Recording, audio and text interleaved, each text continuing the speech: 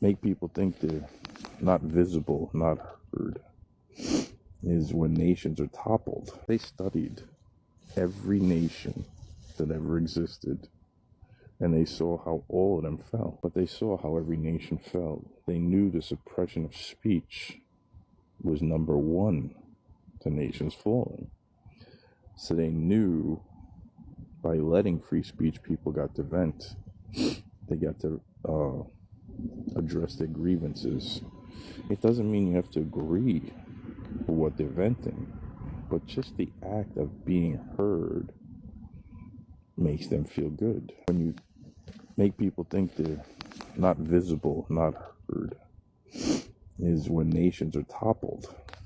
That's why our founding fathers put free speech into our Constitution.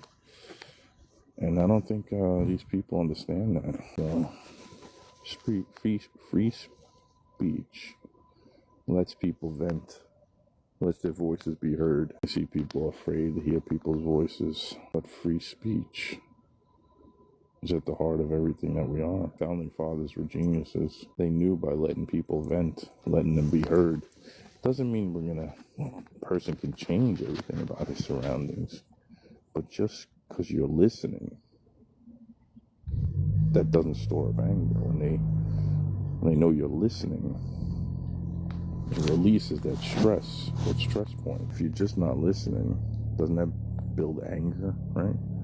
If you're talking to somebody and they're just not listening, just telling you, come on, be quiet, be quiet, be quiet, that stores up anger. That's why the First Amendment was so important in our Constitution. I don't think they get that. But our founding fathers were geniuses, very smart, to see the future, to see that by silencing speech, they were doing harm to our nation.